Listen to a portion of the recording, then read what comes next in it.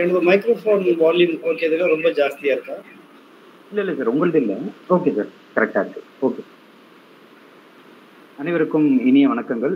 காக்கைக்கூடு நடத்தும் சூழலியல் சார்ந்த இந்த பல்லுயிரியல் சார்ந்த ஒரு வெபினார் தொடர்ல 3வது வாரத்தை எட்டியிருக்கிறோம். 38 வார பயணத்தில் 3வது வாரத்தை வெற்றிகரமாக தொடங்க இருக்கிறோம். முதல் முறையாக இந்த வெபினார்ல ஒரு அனுபவம் மிக்க ஆசிரியர் நமக்காக அடுத்த 1 மணி நேரம் பல்வேறு கருத்துக்களை தெரிவிக்க இருக்கிறார்.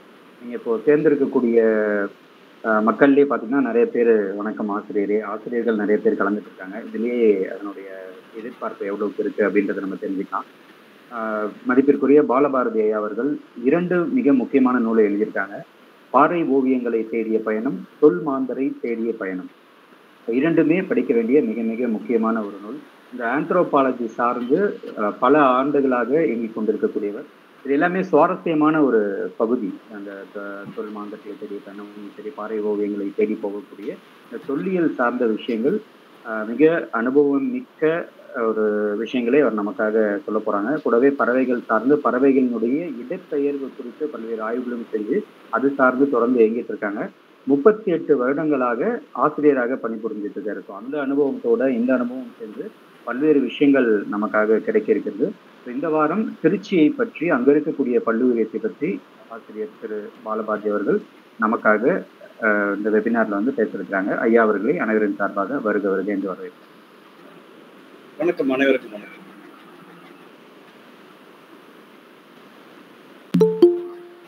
பேசிடலாமா? நீங்க தொடங்கிறீங்க சார். ஓகே. அனைவருக்கும் வணக்கம். இந்த நிகழ்ச்சியை ஏற்பாடு செய்து கொடுத்த காக்கைக்கூடு அந்த நிறுவனத்திற்கும் நண்பர்கள் செழியன் மற்ற நிர்வாகிகளுக்கும் நன்றியை தெரிவித்துக் கொள்வதால் இன்றைய நிகழ்ச்சி திருச்சி மாவட்டம் அது சுற்றி இருக்கிற பல்லுயிரியம் ஒரு பார்வை அப்படின்றதுதான் இன்னைக்கு கொடுக்கப்பட்ட தலைப்பு. இந்த திருச்சி மாவட்டத்தோட நில அமைப்பு, புவியியல் அமைப்பு இருக்கு இல்லையா, அது இந்த இயற்கை சார்ந்த இதெல்லாம் கொஞ்சம் ஆரம்பத்தில் கொஞ்சம் பேசிட்டு போயிடலாம் அப்படின்னு சொல்லி பார்க்குறேன். இந்த திருச்சி மாவட்டம் வந்து நம்ம தமிழ்நாட்டோட நடுவில் இருக்கு, மையத்தில் இருக்கு. உங்களுக்கு நல்லாவே தெரியும். இங்கே நிறைய மலைகள் இருக்கு. மலைகள்னா வறண்ட மலைகள் இருக்கு. திருச்சியோட ஐடென்டிட்டி குறியீடே பார்த்தீங்கன்னா மலைக்கோட்டை தான். மலைக்கோட்டை இருக்கும். இந்த பக்கம் பொன்மலைன்னு இருக்கும், இங்கிட்டு பார்த்தா நெடுமலைன்னு இருக்கும், சுற்றி மலைகளாக இருக்கும். வெயில் காலங்களில் அதுலேருந்து வர அந்த ரேடியேஷன் சொல்கிறோம்ல, அதனால அது கொஞ்சம் வெப்பம் மிகுந்த ஒரு பகுதியாக தான் அறியப்படுகிறது. அதை தவிர இங்கே சமவெளி பகுதிகள் மற்றதெல்லாம் இருந்தாலும் இந்த சூழ்நிலையை தீர்மானிக்கிற ஒரு முக்கியமான காரணியாக காவிரி ஆறு இருக்கு. காவிரி ஆறு இங்கே ஓடுறதுனால இதை சுற்றி இருக்கிற இந்த நிலப்பரப்புகள் எல்லாம் வலிமை பெற்று ரொம்ப நல்ல ஒரு நிலையில இருக்கு. இது நம்ம சங்க காலத்திலேருந்தே பார்க்குறோம். உறையூரை தலைநகராக கொண்டு சோழர்கள் ஆண்டாங்க அப்படின்னு சொல்லி பார்த்தோம். அந்த சோழர்கள் இந்த காவிரி ஆறு மூலமா அது உருவான அந்த உரையாறு அதை மையமாக கொண்டுதான் ஆண்டுதான் நம்ம நிறைய செய்திகள்லாம் படிச்சுட்டு இருக்கோம் இல்லைங்களா. அந்த வகையில பார்த்தீங்கன்னா ஒரு 1000 ஆண்டுகளுக்கு முன்னாடியே காவிரி ஆறு இருக்கு இல்லையா, அதுலேருந்து ஒரு இது வெட்டினாங்க கால்வாய், உயர்கொண்டான் கால்வாய். பெட்டவாத்தலை பார்த்தீங்கன்னா கரூர் சாலையில இருக்கு. இந்த பெட்டவாத்தலையிலேருந்து வெட்டப்பட்ட அந்த உயர்கொண்டான் கால்வாய் இந்த மாவட்டத்தின் மற்ற இடங்களுக்கெல்லாம் மூளை முடுக்குக்கெல்லாம் போய் சேர்ந்துருக்கு. எப்படி ஒரு ரத்த குழாய், இதயத்திலேருந்து வர ரத்த குழாயில பல கிளைகள் பிரிஞ்சு பிரிஞ்சு பிரிஞ்சு மற்ற இடங்களுக்கு போதும், அந்த மாதிரி உயர்கொண்டான்லேருந்து பிரிஞ்சு அந்த காவிரியோட நீர் எல்லா இடங்களுக்கும் போய் சேர்த்து இந்த மாவட்டத்தோட இயற்கை சூழலை பேணுது அப்படின்னு சொல்லி தான் சொல்லணும். இந்த மாதிரி பல்வேறு சூழலோட இந்த திருச்சி மாவட்டம் நம்ம விளங்குது. அதுல ஏதாவது ஒரு சில குறிப்பிட்டு இருக்கிற சில இடங்களை முதல்ல சொல்லிடலான்னு இருக்கேன். முதல்ல தஞ்சாவூர் சாலை, திருச்சியிலேருந்து தஞ்சாவூர் போற வழியில ஒரு 10 கிலோமீட்டர்ல திருவரம்பூர் அப்படின்னு ஒரு ஊர் வரும். திருவரம்பூர் ஒரு புகழ்பெற்ற ஒரு வரலாற்று புகழ்பெற்ற ஒரு ஊர். அங்க ஒரு ஏரி ஒன்று இருக்கு, திருவரம்பூர் பெரிய ஏரின்னு சொல்லுவாங்க, பிக் டேங்க் சொல்லுவாங்க. அது ஒரு அங்க நிறைய பறவைகள்லாம் வருது. அதை சுற்றி நிறைய இந்த செயல்பாடுகள்லாம், இயற்கை சார்ந்த செயல்பாடுகள்லாம் இருக்கு. அங்கேருந்து உள்ளுக்குள்ள போனோம்னா கிளியூர் அப்படின்னு ஒரு ஊர் வரும். அங்க ஒரு ஏரி இருக்கு, கிளியூர் ஏரி. ரொம்ப பெரிய ஏரியா இருக்கு. அங்க நீர்பிடிப்பு நல்ல ஒரு காவேரியிலேருந்து வர நீர் அதை சேர்த்து தேக்கி வைக்கிறதுனால அந்த பகுதிகளுக்கு முழுவதும் அது நீர் ஆதாரமாக அது தெரிஞ்சு அதுலேருந்து தொடர்ந்து போனீங்கன்னா பொன் விளைந்தான்பட்டி அப்படியே நீங்கள் போயிட்டே இருக்கலாம். போனீங்கன்னா தஞ்சாவூர் மாவட்டத்தோட எல்லையில் வரைக்கும் தேவராயன் ஏரி அப்படின்னு ஒரு ஏரி வரைக்கும் நம்ம பார்க்கலாம். அப்போ இங்கே தொடக்கத்துலேருந்து பார்த்தீங்கன்னா அடுத்த மாவட்டத்தின் எல்லை வரைக்குமே நீர் சார்ந்த அந்த இது இருக்கிறத நம்ம நிறைய அது பார்க்கலாம். இது அது மாதிரி மதுரை சாலை இந்த பக்கம் போனீங்கன்னா இங்கே ஒரு 5 கிலோமீட்டர்லேயே ஒரு குளம் ஒன்று வந்துடும், பஞ்சப்பூர். புதிய பேருந்து நிலையம் அங்கே தான் கட்டியிருக்காங்க, பஞ்சப்பூர். அங்கே ஒரு குளம் இருக்கு. அதை தாண்டி போனீங்கன்னா ஒரு 1/2 கிலோமீட்டர்லேயே அடுத்த குளம் மணிகண்டம் அப்படின்னு சொல்லி ஒரு குளம் வரும். அது மாதிரி அந்த பகுதியிலையும் ஓரளவுக்கு நீரை மையமாக கொண்டு நிறைய இடங்கள் இருக்கு. திண்டுக்கல் சாலையில் போனீங்கன்னா அங்கே சில மலைகள்லாம் வரிசையாக இருக்கிறத பார்க்கலாம். ஒரு 4 கிலோமீட்டர்லேயே ரெட்டமலைன்னு ஒரு மலை வரும். அந்த மலையிலையும் அப்புறம் அதை தாண்டி போனீங்கன்னா நெடுமலை அப்படின்னு அடுத்தடுத்த மலைகள்லாம் வரும். இதுவும் இயற்கையோட ஒரு வேறு ஒரு பரிணாமத்தை நமக்கு காட்டுது. இப்போ நான் ஏற்கனவே ஏரி குளங்கள் சொன்னேன் இல்லையா, அப்போ அந்த நீர் சார்ந்த பறவைகள் அது சார்ந்த விலங்குகளுக்கான வாழ்விடமும் அது திகழ்கிற மாதிரி இந்த மலை பகுதி இருக்கு இல்லையா, அது வந்து மலையை சார்ந்து வாழக்கூடிய விலங்குகள் உயிரினங்களுக்கு ஏதுவா இருக்குது அப்படின்ற கண்ணோட்டத்துல தான் அதையும் நம்ம பார்க்கலாம். அதே மாதிரி கரூர் சாலையில போனீங்கன்னா முக்கப்பூ தாண்டிட்டீங்கனாலே மாவட்ட எல்லை வரைக்கும், ஏன்னா காவிரி ஆறு ஒட்டி தான் நம்ம போய்கிட்டே இருக்கோம், அங்கேயும் அது மாதிரி நல்லா இருக்கு. அது மாதிரி துறையூர் சாலை இந்த பக்கம் போனீங்கன்னா திண்ணனூர் அப்படின்னு ஒரு ஊர் வருது. திண்ணனூர்லேருந்து கருந்தட்டான்குடி வரைக்கும் பார்த்தீங்கன்னா ஒரு நல்ல ஒரு அது இப்ப ஏற்கனவே நம்ம நீர்நிலையை சொன்னோம், வறண்ட பகுதி சொன்னோம் இல்லையா, இது ஒரு புதிய ஒரு சூழலியல் தன்மை அங்க இருக்கு. எப்படின்னா ட்ரை கிராஸ் லேண்ட் அப்படின்னு சொல்றோம், அந்த இடம் அந்த இடத்துல இருக்கு. ஏன்னா இயற்கையில பாத்தீங்கன்னா எல்லா வகையான நிலங்களும் கலந்து இருக்கிறதுனா அந்த சூழலியலை கட்டுப்படுத்துது. அதுல இந்த ட்ரை கிராஸ் லேண்ட்னு சொல்றோம் இல்லையா, வறண்ட புல்வெளி பகுதிகள், அதுவும் அதுல அடக்கும். ஆனா இந்த புரிதல் இல்லாததுனால நம்ம ஆட்சி செய்த ஆங்கிலேயர்கள் இந்த ட்ரை கிராஸ் லேண்ட்லாம் பார்த்தீங்கன்னா ரெவென்யூ இதில் எடுத்து பார்த்தீங்கன்னா அந்த வருவாய் அந்த குறிப்புகளில் பார்த்தீங்கன்னா வேஸ்ட் லேண்ட் அப்படின்னு போட்டிருப்பாங்க. இயற்கையில் வந்து எதுவுமே வேஸ்ட் அப்படின்றது கிடையாது, எதுவுமே பயனற்றது கிடையாது. பயனற்றதாக இருந்தால் அது தொடர்ந்து இருக்காதுன்றதான் இயற்கை நமக்கு சொல்ற ஒரு விதி இல்லையா. அவங்க புரிதல் இல்லாமல் அது வேஸ்ட் லேண்ட் அப்படி போட்டதுனால அந்த இடங்கள்ல பிற்காலங்கள், அதாவது இப்போ இந்த காலங்களில் பல கல்லூரிகள் அதெல்லாம் வந்துடுச்சு. இப்போ எடுத்துக்காட்டா ஒரு சொல்கிறேன், இப்போ சென்னைக்கு போகிறீங்களா, திருச்சி டு சென்னை போகிற வழியில் பார்த்தீங்கன்னா புகழ்பெற்ற ஒரு பள்ளி ஒன்று இருக்கும், இந்த டோல்கேட் பக்கத்தில். அங்கேருந்து கரந்தட்டாங்கடி வரைக்கும் இருக்கிற அந்த பகுதி முழுவதுமே ட்ரை கிராஸ் லேண்ட் தான். நான் எல்லாம் பயணம் செஞ்சு பார்த்துருக்கேன். அந்த ட்ரை கிராஸ் லேண்டோட முக்கியத்துவம் என்ன, அது எதுக்கு அதை பற்றி நம்ம பேசுகிறோம் அப்படின்னு சொன்னால்,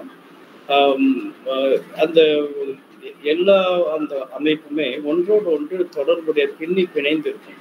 நம்ம அதை நீக்கிட்டு இதெல்லாம் நம்ம பார்க்க முடியாது. இப்போ எடுத்துக்காட்டா ஒன்று சொல்கிறேன், இந்த சோலை காடுகள் அப்படின்னு சொல்லி நீங்கள் கேள்விப்பட்டிருக்கீங்க. இந்த சோலை காடுகள் எப்படி உருவாகும் அப்படின்லாம் நீங்கள் ஓரளவுக்கு தெரிஞ்சுக்கிட்டீங்கன்னு நினைக்கிறேன். இதெல்லாம் உருவாகிறதுக்கு பல 1000 ஆண்டுகள் ஆகும். சும்மா 1 ஆண்டு 2 ஆண்டுகள்லேயே சோலை காடுகள்லாம் உருவாக்கிறாங்க. அது உருவாகிறதுக்கு முன்னாடி ஒரு சோலைக்காடு உருவாகுதுன்னா முதல்ல ஒரு வெட் கிராஸ்லேண்ட் உருவாகும், ஒரு புல்வெளி தான் முதல்ல உருவாகும். அது அப்புறமா பிற்காலத்தில் கொஞ்சம் கொஞ்சமாக சோலை காடாக உருவாகும். அது மாதிரி அந்த வெட் கிராஸ்லேண்ட் மாதிரியே இங்கே வந்து ட்ரை கிராஸ்லேண்டும் இந்த சூழலோட ரொம்ப தொடர்புடையது. இப்போ சோலை காடு பற்றி சொன்னோம் இல்லையா, அதில் இப்போ எடுத்துக்காட்டாக சொல்லணும்னா, இப்போ நம்ம இந்தியாவோட தேசிய விலங்கு அப்படின்னா நம்ம புலி நல்லா தெரியும். தேசிய பறவைன்னா மயில்னு சொல்லுவோம் இல்லையா. இந்த மயிலை அறிவிக்கிறதுக்கு முன்னாடி வேறு ஒரு பறவையை தான் சலீம் அலி அவர்கள் பரிந்துரைத்திருந்தாங்க. அந்த பறவைக்கு பேர் கிரேட் இந்தியன் பஸ்டார்ட் அப்படின்னு பேர், கான மயில் அப்படின்னு சொல்லிட்டு. அந்த பறவை நல்லா ஒரு இந்த வான்கோழி சைஸ்க்கு இருக்குது, வேகமாக ஓடக்கூடிய பறவை. அதோட வாழ்விடம் என்னன்னா இந்த ட்ரை கிராஸ்ல என்ற வறண்ட புல்வெளி பகுதிகளை தான் வாழும். அப்ப இந்த இடத்துல இருக்கிற அந்த நான் இப்ப ஏற்கனவே சொன்ன அந்த சென்னை பைபாஸ் அந்த இதுல இருந்து துறையூர் வரைக்கும் இருக்கிற அந்த வறண்ட புல்வெளிகள்ல இந்த பறவை இனங்கள் வாழ்ந்துகிட்டு இருந்தது. ஒரு 50 70 ஆண்டுகளுக்கு முன்னாடி வரைக்கும் வாழ்ந்ததுக்கான குறிப்புகள்லாம் கிடைக்குது.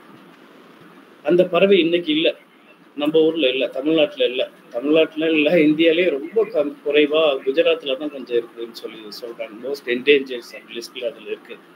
தமிழ்நாட்டில் இல்லை, ஆனால் ஒன்று ரெண்டு தப்பிச்சிருக்குமா நாங்கள் தேடிட்டு இருக்கோம், அது கிடைக்குதான்னு பார்ப்போம். அந்த பறவை அதோட சிறப்புத்தன்மையை உணர்ந்த தெளிமொழி அதை தான் தேசிய பறவையை அறிவிக்கலாம்னு சொன்னாங்க. ஆனால் வேறு சில காரணங்களால் அது பெயர் உச்சரிப்பில் வர சில சிக்கல்கள்னால அதை தவிர்த்துட்டு அதை மயில அறிவிச்சாங்க. சரி, இப்போ நம்ம இந்த கிரேட் இண்டியன் பஸ்டார்ட் அப்படின்ற இதுக்கு வருவோம். அது எங்க வாழ்ந்தது அப்படின்னு சொல்லி, அது இப்போ திருச்சியில சென்ட் ஜோசப்ஸ் கல்லூரி அப்படின்னு இருக்கு, உங்களுக்கு தெரியும்.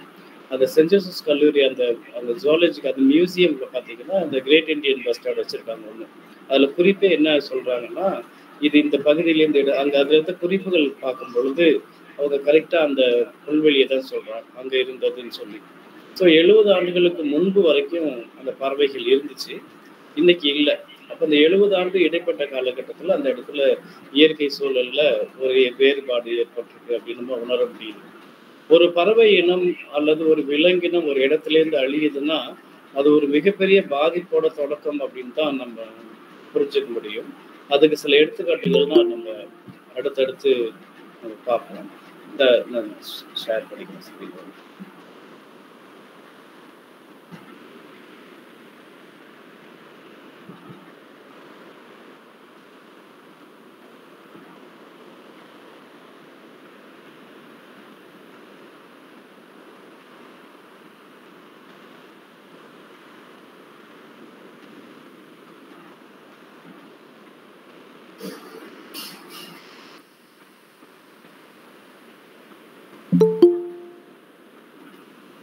சோலை காடுகள் பத்தி பேசணும் இல்லையா?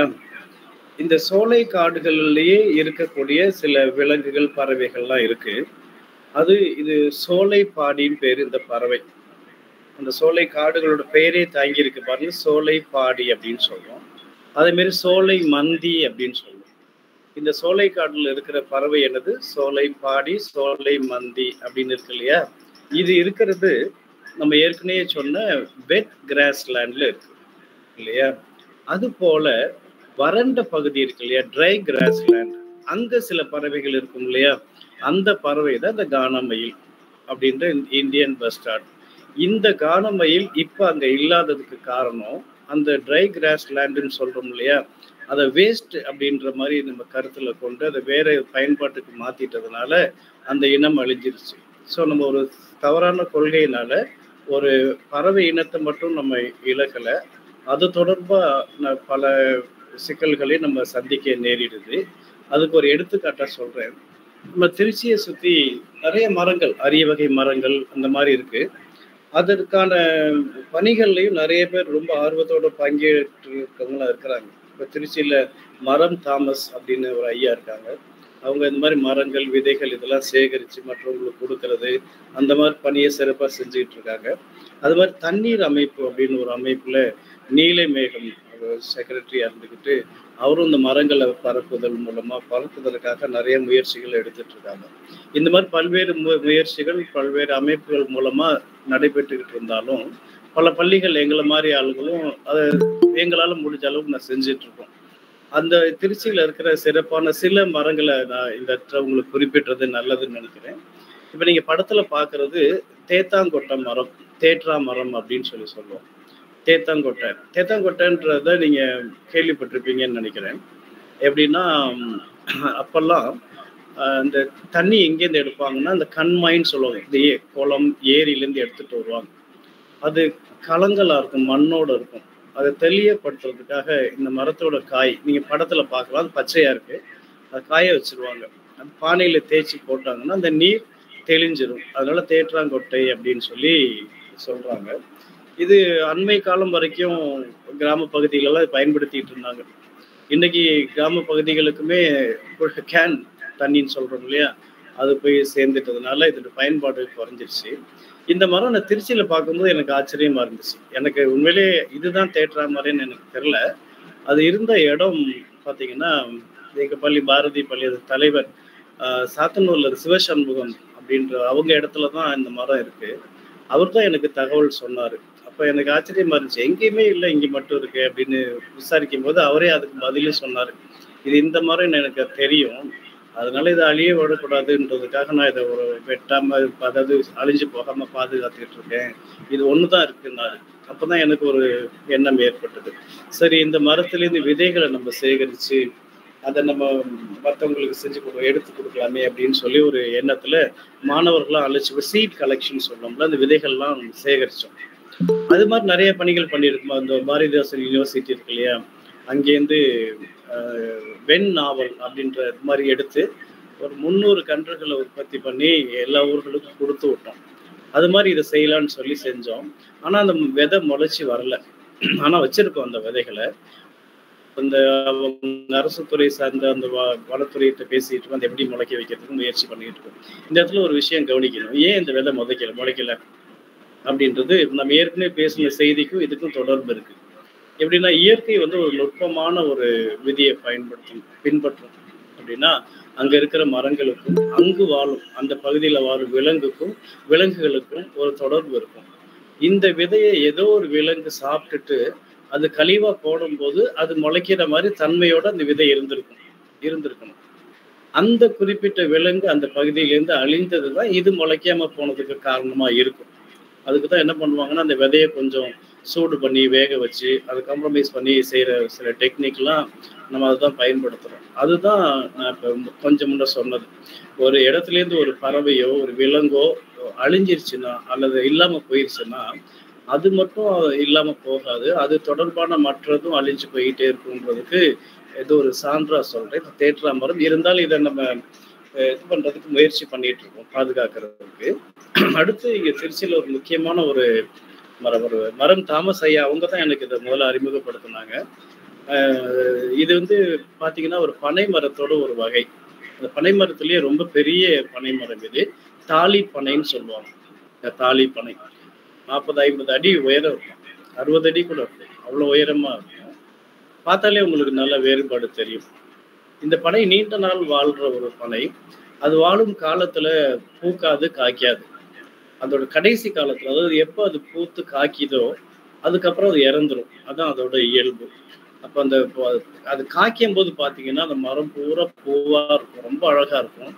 ஆயிரக்கணக்கான விதைகளை கொடுத்துட்டு அந்த மரம் இறந்துரும்.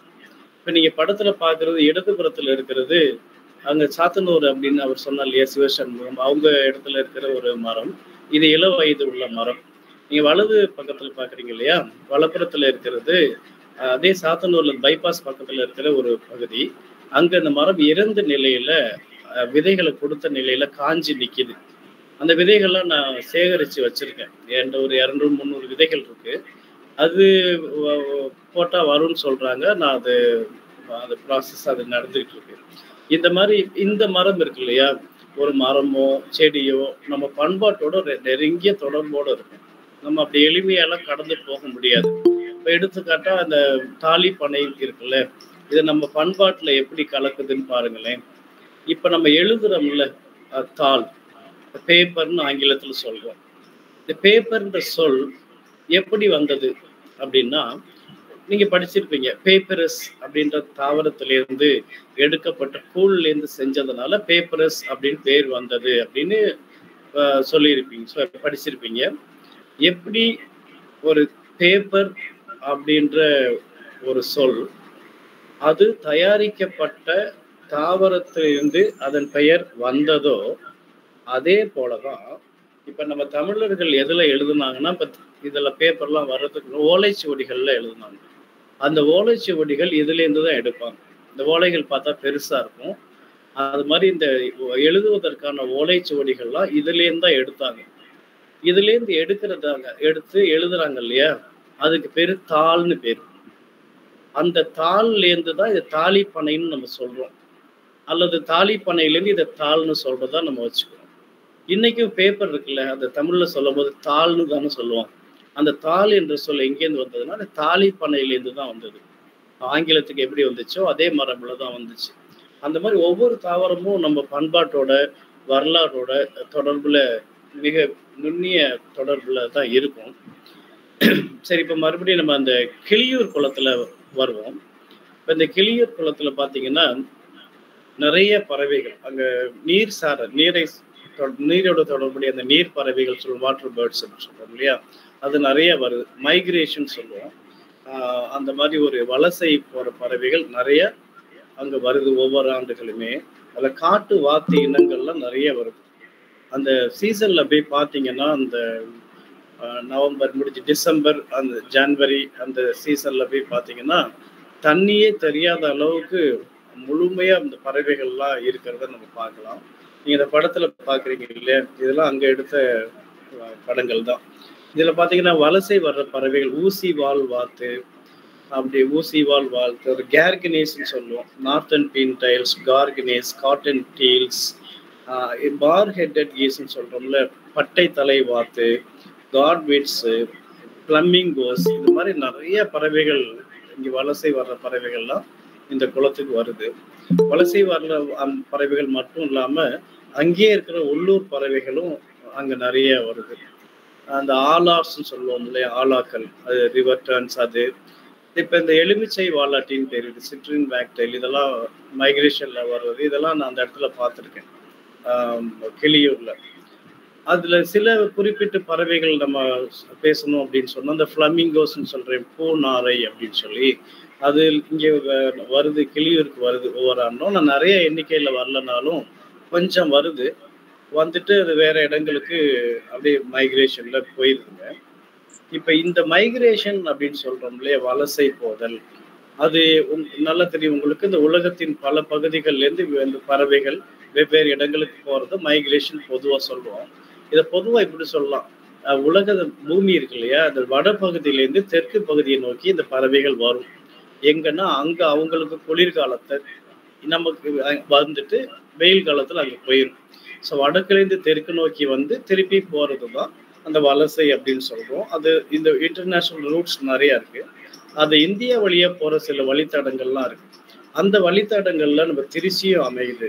அப்ப எப்படி நம்ம திருச்சியை நம்ம அமையுதுன்னு சொல்றோம்னா, இந்த மாதிரி பறவைகளோட கணக்கெடுத்து அதை நம்ம டேட்டாவை கொடுக்கும் பொழுது அந்த வலசை பாதையும் அவங்க வந்து ஏத்துக்கிறாங்க. அது மாதிரி இது ரொம்ப முக்கியமான ஒரு விஷயமா நம்ம பார்க்க வேண்டியதா இருக்கு. அது மாதிரி பட்டை தலை வாத்துன்னு சொல்றோம்ல, பார் ஹெட்டட் கீஸ் அப்படின்னு சொல்லுவோம். இதுல ஒரு குறிப்பா சொல்லணும்னா, இந்த வலசை பாதையை நீங்க பார்க்கும்போதே தெரிஞ்சிருக்கும். வடபகுதியிலேருந்து வரும் பொழுது ஒன்று இந்த இமயமலை விட்டு இடதுபுறமாகவும் சில பாதை வலதுபுறமா வரும். ஏன்னா இமயமலை மிக உயர்ந்தது, அதை தாண்டி வர முடியாது. உயரத்தின் காரணமாகவும் ஆக்சிஜன் பற்றாக்குறை காரணமாகவும் அங்க பறந்து வர முடியாதுன்றதுக்காக பாதை மாறி அமையும். ஆனா சில பறவைகள் இந்த இமயமலையை கடந்து வர அளவுக்கு ஆற்றல் பெற்ற பறவைகள்லாம் இருக்கு. அதுல இந்த பட்டை தலை வாத்து ஒன்று, பார்ஹெட்டட் கீஸ் அப்படின்னு சொல்றோம். அது இமயமலையை கடந்து வரக்கூடிய இந்த பறவைகள். இது கிளியூர்ல நம்ம பார்த்துருக்கோம். அது வந்து ஒரு இங்கே இந்த பறவை இங்க வர்றது ஒரு சிறப்பா நம்ம சொல்றோம். அது மாதிரி இன்னொரு முக்கியமான பறவையை நான் உங்களுக்கு அறிமுகப்படுத்தணும். இப்ப காட்விட் அப்படின்ற மூக்கான், பார் டெய்ல்டு காட்விட் அப்படின்னு சொல்லி இருக்கு, பிளாக் டெய்ல்டு காட்விட் இருக்கு. இதுல இந்த பார் டெய்ல் காட்விட் வந்து கிளியூர்ல ரெகுலரா வருது ஒவ்வொரு ஆண்டும். இந்த படம் 2 படங்கள்ல ஒன்று இணையத்திலிருந்து எடுத்தது. வலதுபுறத்துல இருக்குல்ல ஒரு படம், அந்த படம் நான் எடுத்த படம் தான். அது கிளியூர்ல எடுத்ததான், மூக்கான். இதோட சிறப்பு என்னன்னா, இந்த பேர்ட் மைக்ரேஷன் சொல்ற பறவைகள் வலசை போறதை பத்தி ஆய்வு செய்யும் பொழுது இந்த பறவை மேல ஆய்வு செஞ்சாங்க அண்மையில.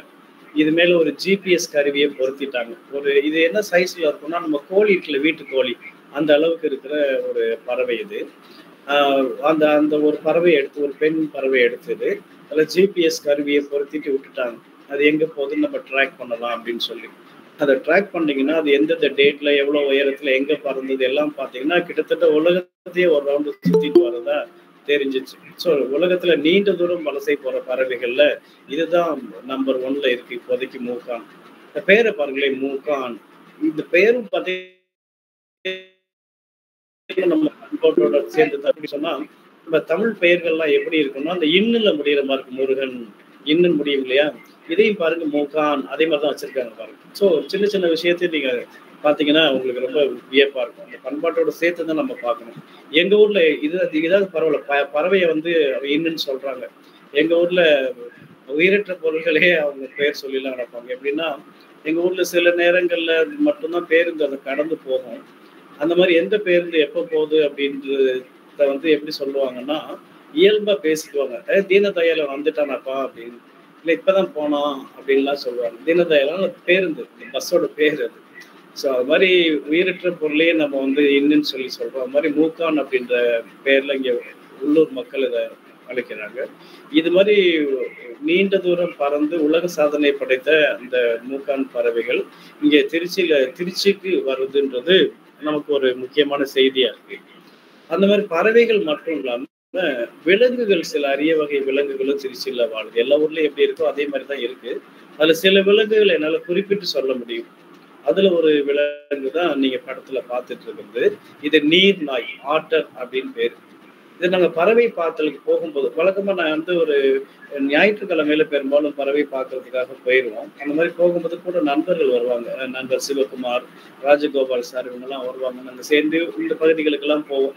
சில நேரம் இந்த காவேரி கரை அந்த மாதிரி போகும் பொழுது அந்த பகுதியில் இருக்கிற நண்பர்கள் மலோலன், மகேஷ் இவங்கெல்லாம் வந்து சேர்ந்துக்குவாங்க. இதெல்லாம் சேர்ந்துக்கிட்டு ஒவ்வொரு இடத்துக்கும் நம்ம போய் இந்த பார்ப்போம்.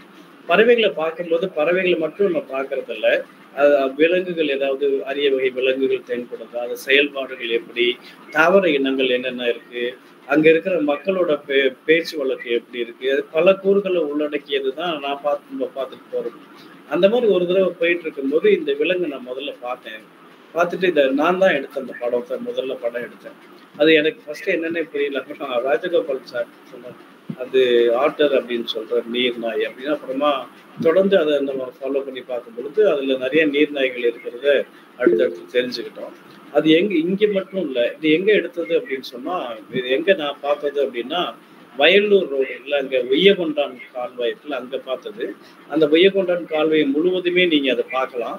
காவேரி கரையிலையும் நான் நிறைய தடவை பார்த்துருக்கேன். காவேரி கரையில அந்த பட்டம் பட்டர்ஃப்ளை பார்க் இருக்கு இல்லையா, அதுக்கு போகிற வழியில எல்லாம் பறவையை பார்க்க போகும்போது இந்த ஆர்டர்ஸ் நான் நிறைய தடவை பார்த்துருக்கேன். கல்லணையிலையும் நிறைய தடவை இது தென்பட்டுருக்கு. கல்லணையில நிறைய இருக்கிறதா சொல்லுவாங்க.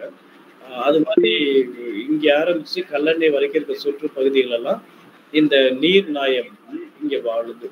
இந்த நீர் நாய் மட்டும் இல்லாம இப்ப நீங்க படத்துல பாக்குறது இது ஒரு நாய் தான். அது மர நாய் அப்படின்னு சொல்லுவோம். நம்ம மர நாய்ன்னு சொன்னாலும் அது வேற பூனை இனத்தை சேர்ந்ததுதான் சொல்லுவாங்க. சிவெட் அப்படின்னு சொல்லுவாங்க. இது இதுவும் நிறைய வாழுது. ஆனா நிறைய பேருக்கு தெரியாது இது. ஏன்னா இதெல்லாம் இரவாடிகள் அப்படின்னு சொல்றோம். இரவுலதான் நம்ம செயல்பாடுகள் இருக்கும், இரவுலதான் பார்க்க முடியும். இது நான் எங்க பார்த்தேன் அப்படின்னு சொன்னா, அதே இந்த காவேரி கரை இருக்குல்ல, பட்டர்ஃப்ளை பார்க்ல இருந்து அந்த போற சாலையில நம்ம மெதுவா அப்படியே போயிட்டு இருந்தீங்கன்னா அங்க இருக்கிற பக்கத்துல இதெல்லாம் தோப்புலாம் இருக்கும், தென்னந்தோப்பு இது மாதிரிலாம் இருக்கும். அந்த மாதிரி இரவு நேரங்கள்ல இந்த மரங்கள்ல இதெல்லாம் இருக்கிறத பார்க்கலாம். இது ஸ்லெண்டர் லோரிஸ்ன்னு சொல்றோம்ல, தேவாங்கு, அது மாதிரி நிறைய இந்த காட்டு பூனைகள், நிறைய இரவாடி பறவைகள் மட்டும் இல்லாம விலங்குகளையும் பார்க்கலாம். இந்த மாதிரி பார்க்க போகும்போது இந்த இரவாடி விலங்குகள் மட்டும் இல்லாம ஆந்தை இருக்குல்ல, இரவாடி பறவைகள், அதெல்லாம் நாங்க பார்ப்போம். அது மாதிரி இப்ப இந்த நாய் எல்லாம் இங்க மர நாய் இதெல்லாம் இந்த பகுதியில இருக்குது, சிவெட்லாம் இங்க இருக்குது அப்படின்னு சொன்னா அந்த சூழல்ல அது அந்த பகுதி கொஞ்சம் மேம்பட்டிருக்கு அப்படின்னு சொல்லி பொருள். ஆனா இது கொஞ்சம் அச்சுறுத்தல்ல தான் இருக்கு. ஏன்னா இதை பார்த்துட்டா பெரும்பாலும் அதை யாரும் பாதுகாக்கணும்னு நினைக்க மாட்டாங்க.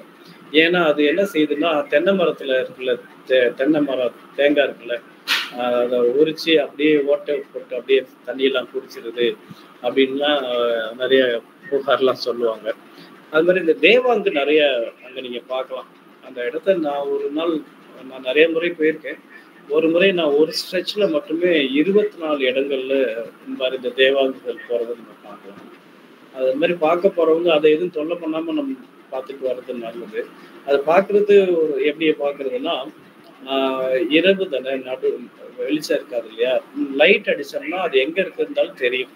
அது ஒரு 1/2 கிலோமீட்டர் தள்ளி இருந்தாலும் சின்ன உயிரினம் வந்தாலும் தெரியும். எப்படி தெரியும்னா, அதுல கண்ணு வந்து லைட்டு பட்டு ஜொலிக்கும். எப்படி நீங்க நைட்டு வண்டியில போயிட்டு இருக்கும்போது எடுத்த மாதிரி நாயோ மாடோ வந்துச்சுன்னா இந்த கண்ணுலேருந்து அந்த ரிஃப்ளெக்ஷன் லைட் மாதிரி தெரியும்ல, அந்த மாதிரி ஒரு இயல்பு தெரியும். அந்த கண்ணோட வெளிச்சத்தை வச்சு அது எங்க இருக்குன்னு நம்ம தெரிஞ்சுக்கலாம். நீங்க அதை 1/2 கிலோமீட்டர் 1 கிலோமீட்டர் தள்ளி இருந்தா கூட நீங்க அடிக்கிற லைட்ல வச்சு அந்த இடத்துல இருக்குன்னு நம்ம தெரிஞ்சுக்கலாம். அது நான் எடுத்த படம் தான். அது மாதிரி இந்த தேவாங்கு வந்து இந்த சுற்றுப்பகுதியில நிறைய இருக்கு. இப்ப நம்ம இந்த மணப்பாறை பக்கத்துல போனீங்கன்னா கடவுர்னு ஒரு ஊர் வரும். அந்த கடவுர்ல தேவாங்குகளுக்கு சரணாலயமே வச்சிருக்காங்க, அறிவிச்சிருக்காங்க. அப்புறம் அந்த பகுதிகளெல்லாம் தேவாங்குகள்லாம் நம்ம நிறைய பார்க்க முடியும். ஸ்லெண்டர் லோரிஸ் அப்படின்றது. அது தவிர இந்த மாதிரி நம்ம பச்சோந்தின்னு சொல்றோம் இல்லையா, இந்த மாதிரி விலங்குகளையும் நம்ம அப்படியே பார்க்கலாம். அதெல்லாம் அமைதியா அங்கங்க இருந்துகிட்டு இருக்கும். நம்ம அதையும் தொல்லை பண்ணாம போய் பார்த்துட்டு வந்தா நல்லது. இப்ப நீங்க ஒரு பறவையை பார்க்குறீங்க இல்லையா, இது நம்மளை சுத்தி இருக்கிற பறவை தான். ஆனா நம்ம பக்கத்துல இருந்தா கூட நமக்கு தெரியாது. அதுவா வெளிக்காட்டினாதான் நமக்கு தெரியும். ஏன்னா உருவ மறைப்புன்னு சொல்றோம். இந்த கேமஃபிளேஜ்ல வந்து இது ரொம்ப டாப்ல இருக்கிறது ஒரு பறவை. பாதுகை குருவி அப்படின்னு சொல்லி தமிழ்ல சொல்லுவாங்க. பாதுகைன்னு செருப்பு நமக்கு தெரியும். கீழே ஒரு செருப்பு போட்டு கிடக்குற மாதிரியே இருக்கனால பாதுகை குருவின்னு வச்சிருப்பாங்கன்னு நினைக்கிறேன். நைட் ஜார் அப்படின்னு சொல்லுவோம். இந்தியன் நைட் ஜார் அப்படின்னு. இந்த நைட் ஜார்லாம் எல்லா இடத்துலயும் நிறைய இருக்கு. போற இடங்கள்லாம் ஒருவேளை எங்கேயாவது இரவு அங்க கொஞ்சம் பயணம் செய்யும் பொழுது ஒரு இடத்துல அமைதியை நின்று சத்தமே இல்லாத இடத்துல நான் சத்தத்தை மட்டும் கேட்பேன். ஏன்னா இதை நீங்க பார்க்கணும்னு அவசியம் இல்லை. சத்தத்தை கேட்டாலே நீங்க புரிஞ்சுக்கலாம் இது இருக்குன்னு. நான் ஒவ்வொரு இடத்துலையுமே இதோட சத்தத்தை நான் கேட்பேன். இந்த நைட் ஜாரோட சத்தம் ஒரு மாதிரி வித்தியாசமா இருக்கும். அது மாதிரி ஒரு சவுண்டு கொடுக்கும். அதனால இதெல்லாம் இங்க இருக்குன்னு நம்ம தெரிஞ்சுக்கலாம். இந்த குறிப்பிட்ட படம் எங்க எடுத்ததுன்னா அதே வயலூர் ரோட்ல பாத்தீங்கன்னா இந்த பள்ளத்தூர் இந்த சைட்ல போனீங்கன்னா ஆர்டி மலைன்னு வரும், ராச்சாண்டார் திருமலை அந்த பகுதிகளில் அந்த நீங்க இரவுல பயணம் போனீங்கன்னா அந்த இரவுல இருக்கிற அந்த விலங்குகள் பறவைகள்லாம் நிறைய நீங்க வரிசையா பார்க்கலாம். அதுக்காகவே நம்ம இரவு பயணங்கள்லாம் திட்டமிட்டு நண்பர்களோடு சேர்ந்து போய் பார்க்கும் பொழுது அப்ப எடுத்த படம் தான். அது எப்படி நீங்க அதை பார்க்கணும் அப்படின்னு சொன்னா, அது மேல லைட் அடிச்சா இதுக்கும் அந்த கண்ணு வந்து பல்பு மாதிரி நம்மளுக்கு ஜொலிக்கும். அதை வச்சு அங்க இருக்குன்னு தெரிஞ்சுக்கலாம். தெரிஞ்சுக்கிட்டு நீங்க சத்தமே இல்லாம மெதுவா பக்கத்துல போய்க்கலாம், ஒண்ணுமே போகாது. இப்ப பாருங்க, அது பக்கத்துலதான் போய் நான் எடுத்தேன். அதுக்கு இன்னும் கிட்ட போனா லென்ஸ்ல ஃபோக்கஸ் ஆகாது. அவ்வளவு பக்கத்துல தான் போய் எடுத்தோம், அது பறந்து போகல. ஆனா அதுக்கு ஏதாவது சத்தம் வர்ற மாதிரி ஏதாவது நம்ம செஞ்சோம்னா அது பறந்து போயிடும். எப்படியும் படம் எடுக்கிறன்ற பேர்ல அதுக்கு நம்ம எதுவும் தொல்லை எதுவும் கொடுத்துடக்கூடாது. அது மாதிரி நீங்க படத்துல பாக்குறீங்க இல்லையா, இது பான் அவுல் அப்படின்ற கூகை ஆந்தை. இந்த ஆந்தை இருக்கு இல்லையா, இந்த ஆந்தை இனம் நமக்கு ரொம்ப முக்கியமானது இல்லையா. ஏன்னா இது இயற்கை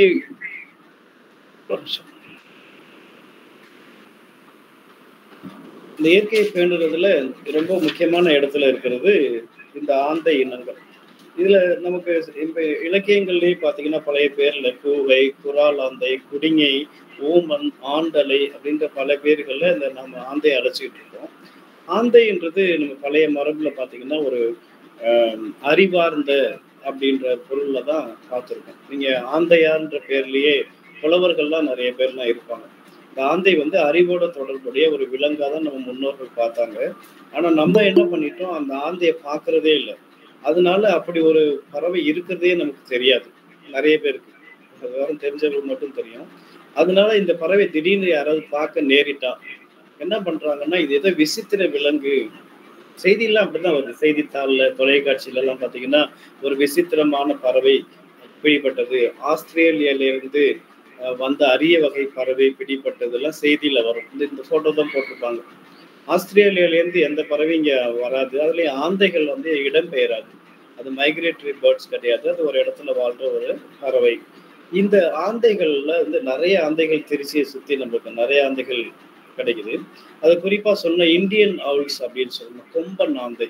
ஒவ்வொரு ஆந்தையும் பார்க்கறதுக்கு அதுக்கான சில நிலப்பரப்புகள்லாம் இருக்கு. இப்ப கொம்பன் ஆந்தையை நீங்க பார்க்கணும்னா இந்த நீர்நிலைகள் இருக்கிற இடத்துக்கு போகக்கூடாது. மலைப்பகுதிகள் இருக்குல்ல, கொஞ்சம் வறண்ட பகுதி. நான் ஏற்கனவே சொன்ன மாதிரி இந்த ரெட்டமலை இருக்கு இல்லையா, அங்க பார்த்திருக்கேன் இதை.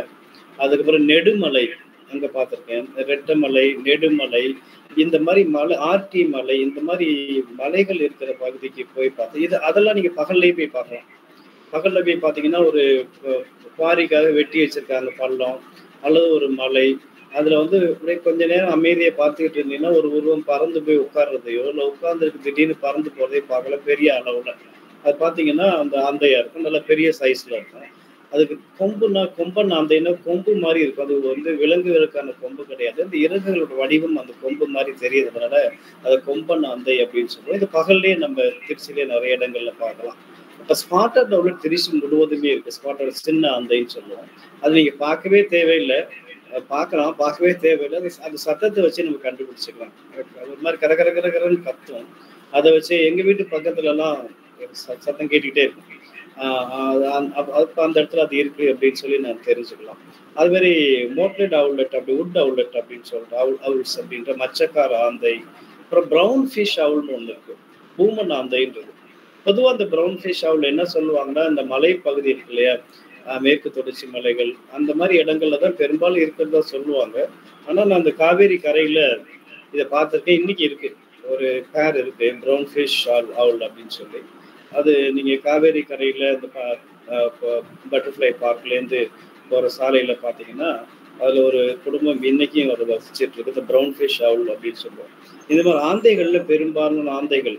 அதுல இன்னொரு ஆந்தை இருக்கு, ஒரு சின்ன ஆந்தை ஒண்ணு, ஸ்கூப் அவுல்ஸ் சொல்லுவோம். அது எங்க வீட்டுக்கு பக்கத்துலயே நான் நிறைய தடவை பார்த்துருக்கேன். ஸ்கூப் அவுல்ஸ் எல்லாம் சத்தத்தை கேட்பேன்.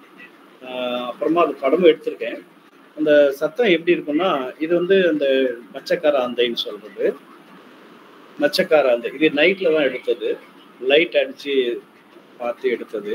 இது கொம்பன் ஆந்தைன்றது பகல்ல எடுத்தது, இந்த மலை பகுதிகளில் எடுத்த பழைய இது. அப்போ இந்த வலது பக்கத்துல பார்த்தீங்கன்னா மேல இருக்குல்ல, அது அந்த ஸ்கூப் அவுல் எங்க வீட்டு பக்கத்துல இருக்கிற மரத்துலேருந்து எடுத்தது தான்.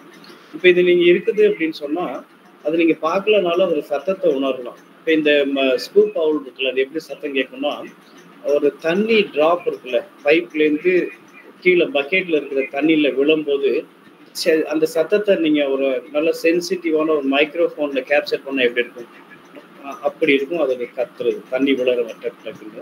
இந்த சின்ன ஆந்தை வந்து கரகர கரகரன்னு ரொம்ப கத்தும்.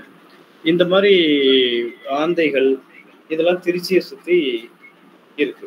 ஸோ இந்த நிலப்பரப்பு, அதுல இருக்கிற தாவரங்கள், அதுல இருக்கிற விலங்குகள், இதெல்லாம் நம்ம இருக்கிறத வச்சு இந்த மாவட்டம் எந்த அளவுக்கு இயற்கையில